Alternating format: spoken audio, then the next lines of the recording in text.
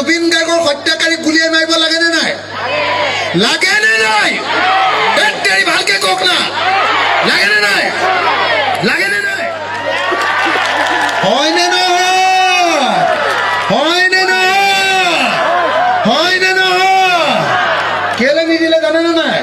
কাৰণ জুবিন গাৰ্গক মৰা মানুহকেইটা হিমন্তৰ বিজেপি পাৰ্টিৰ সদস্য। জানে নে নাই?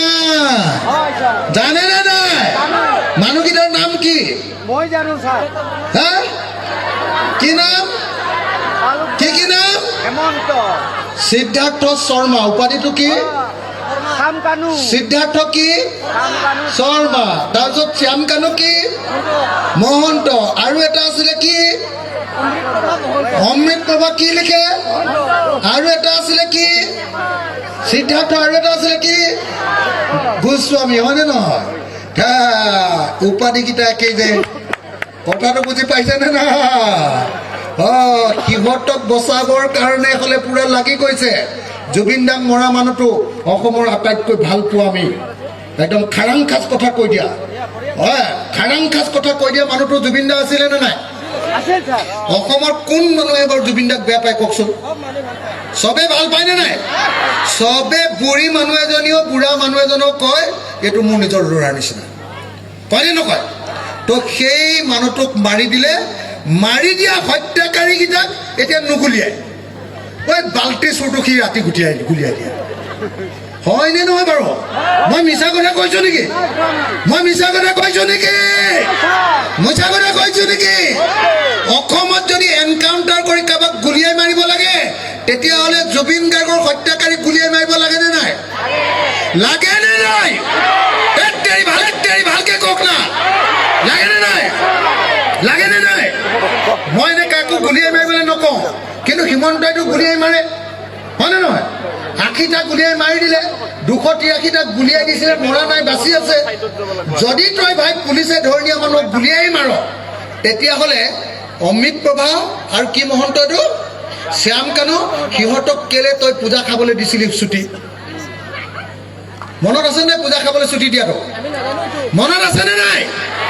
এই শ্ৰীমন্তই কৈছিলে নহয় তহঁতি এতিয়া আহিব নালাগে পুলিচৰ ওচৰলৈ, প্ৰথমতে পূজা চূজা খাই ল, পূজা চূজা খাই লোৱাৰ পাছত এদিন দেখা দিবলৈ আহিবি পুলিচৰ। মনত নাই?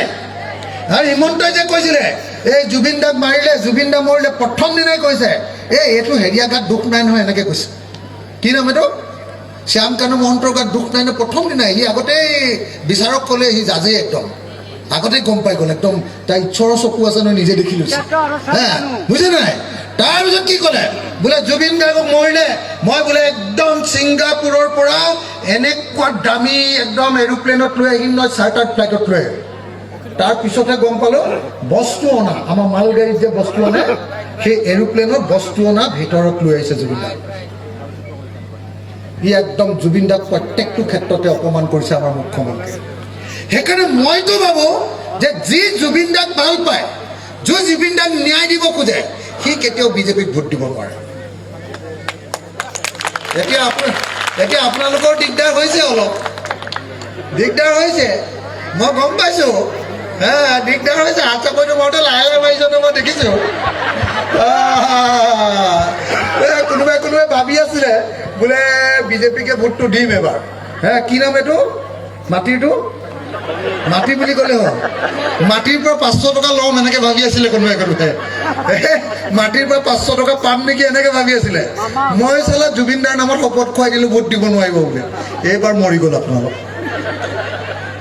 সঁচাকে জুবিন দাৰ পক্ষত ভোট দিব নে জুবিন দাৰ বিৰুদ্ধে ভোট দিব?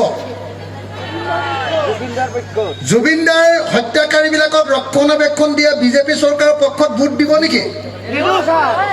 যদি সঁচাকে জুবিন দাক ভাল পায় তেতিয়াহ'লে বিজেপিক ভোট নিদিব। জুবিন দাই কি কৈছিলে বিজেপিৰ বিৰুদ্ধে কয় জানে নাই? বিজেপিটো বৰ বটলা পাৰ্টি বুলি কৈছিলে। মনত আছেনে নাই?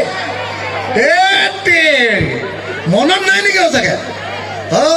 ডাইৰেক্ট জুবিন দাই কৈছে এই পৃথিৱীৰ আটাইতকৈ বটলা পাৰ্টিটোৰ নাম বিজেপি, এইটোক কেতিয়াও ভোট নিদিবি। মই এইবাৰ জীয়াই আছোঁ, এইবাৰ বিজেপিক হৰুৱাইহে মই যাম বুলি কৈছিলে। সেইকাৰণে মানুহটো মৰি থাকিলে।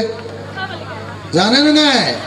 চৰকাৰ বিৰুদ্ধে ইমান কথা কোৱাৰ কাৰণে চৰকাৰে তেওঁক চিকিউৰিটি নিদিলে জানে নে নাই জানো ছাৰ আমাৰ দিলৰ মানুহ অসমীয়া মানুহৰ আচল অসমীয়া হয় ই। বুজিছে নাই আপোনালোকৰ ইয়াত তামোলপুৰতে পঢ়ি গৈছে ই স্কুল জানে নাই তামোলপুৰত পঢ়িছিলে